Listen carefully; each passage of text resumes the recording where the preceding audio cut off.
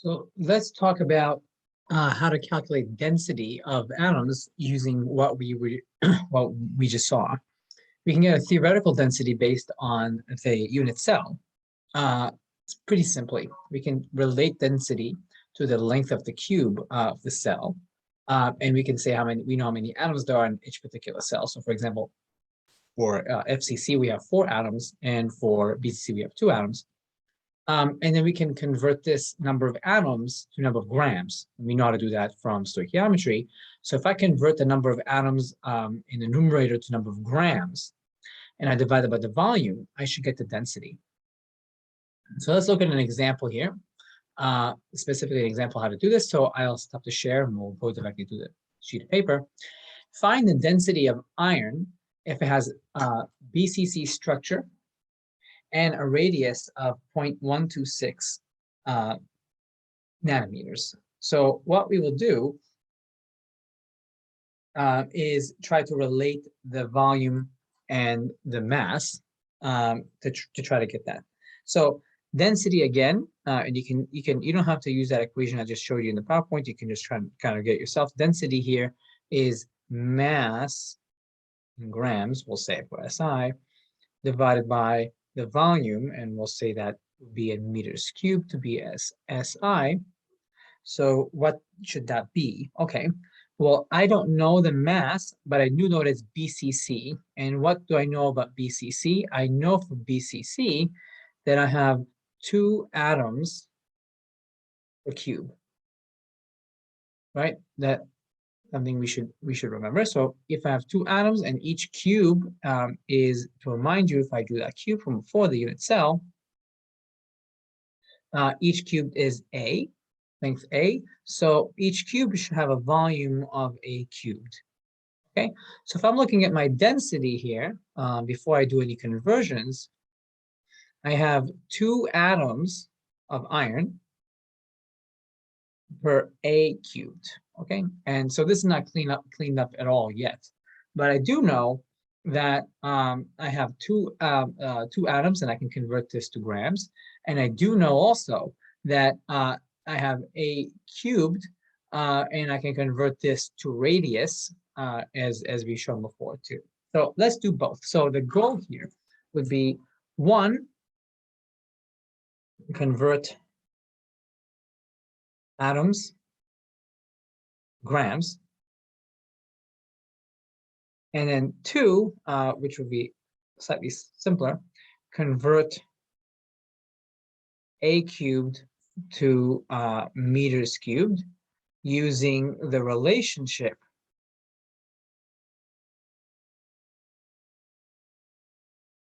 between A and R. Okay, so let's try to do that one first. If I'm looking at the BCC structure, so if you look at your notes, the BCC structure, we said that the ratio between A and R is this. So A is 4 root 3 over 3 times R. Okay, so what does that mean? Well, I know my R is 0.126 nanometers. So I know that R is equal to 0.126 nanometers. And I don't want that in nanometers. I want this in meters. So I'm going to convert this to meters. And I know that 1 meter has 1 times 10 to the minus 9 nanometers. So I know that my radius here is 0.126 times 10 to the minus 9 meters. So that means that my volume of this cube is A is equal to 4 root 3 over 3 times 0.126 times 10 to the minus 9 meters. And I cube this thing, right? Because that's, sorry, I don't cube that thing. It's this. This is A. That was a mistake. A is this. Okay. So the volume of my cube, of my cell, is A cubed. So that means that I got to take this thing and cube the entire thing. So it's 4 root 3 over 3 times 0.126 times 10 to the minus 9. And I take this entire thing and I cube that, and this has units of meters cubed. And that makes me happy because that makes it work. So then you just kind of throw that into the calculator. Let me do that real quick.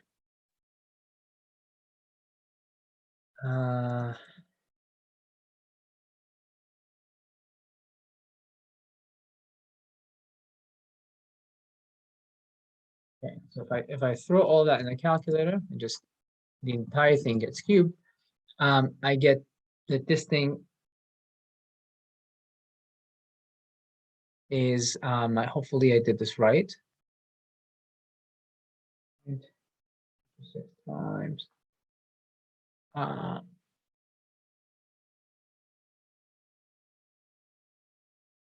Yeah, seems to that right.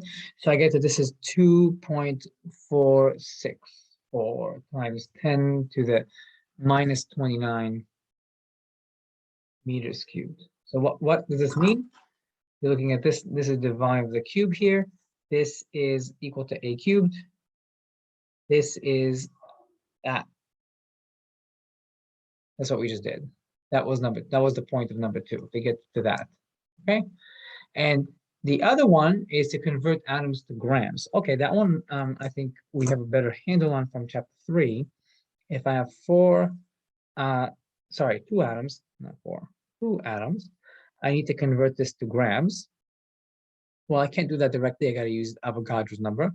So I know that I have 6.02 times 10 to the 23rd atoms. That gives me 1 mole of atoms of iron. Okay. And then 1 mole is not good for me. I want grams. I don't care for moles. So what I got to do is look at the molar mass of iron, which is 55.8 about. So 1 mole of iron is 55.8 grams. And I just punch that into the calculator. Let me just do that real quick. So I get 2 times 55.8 divided by Avogadro's number. Right? And so I get that my grams I get is 1.85 times 10 to the minus 22 grams. Okay, that's what I get. So now, but that, what does this mean? This gives me that. So now my density, let me just put that last. My density is just what I got from number 1 divided by what I got from number 2. That's it.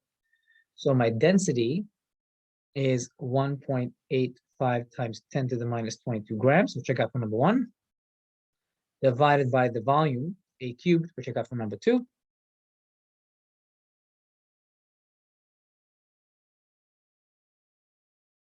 Minus 29 grams, not grams, meters cubed. And that should give me my density in grams per meters cubed. Let me just punch that in. And so 5.